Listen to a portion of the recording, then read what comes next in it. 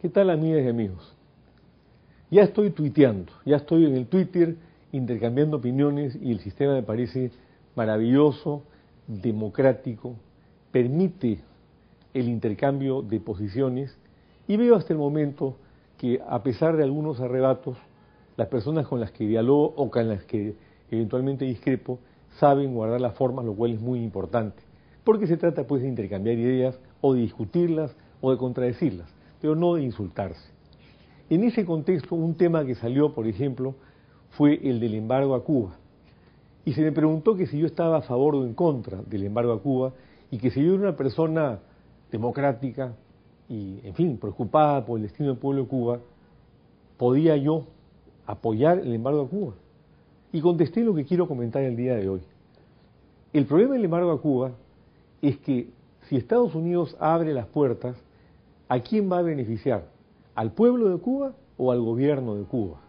¿Al pueblo de Cuba o a la nomenclatura? O sea, a los privilegiados miembros del Partido Comunista Cubano, que son los que tienen todo el poder político y económico y los únicos beneficiarios del rendimiento económico de un Estado totalitario.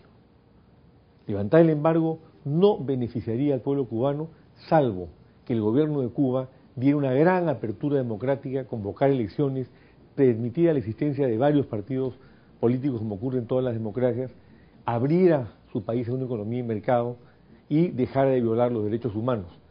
Pero eso no ocurre en Cuba desde la caída de Batista en 1959, hace 52 años.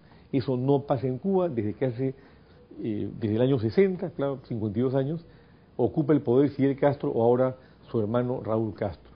Por lo tanto, el levantamiento del embargo en esas condiciones no beneficiaría a Cuba, sino al gobierno de Cuba, no beneficiaría al pueblo de Cuba.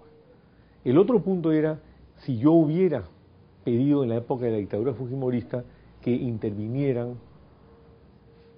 el Perú o que se embargara el Perú por parte de Estados Unidos.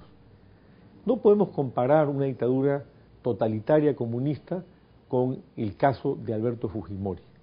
Fue un gobierno electo 2 veces democráticamente, que cayó en las redes de la corrupción, que se fue convirtiendo poco a poco en un gobierno autoritario, pero no todavía dictatorial, aunque hubiera querido llegar a ello, y respecto al cual sí me consta que por lo menos un visible miembro de la izquierda caviar le pidió delante mío a un alto funcionario de la embajada americana que intervinieran los marines en el Perú para liberarnos de Fujimori. Eso lo hicieron los caviares, que apoyan a Cuba y a Fidel Castro y a Humala el día de hoy. No quienes como yo estuvimos en la oposición a Fujimori y por eso tenemos la base moral para decir hoy día que el mal menor es Keiko y el mal mayor sigue siéndolo Ollanta Humala.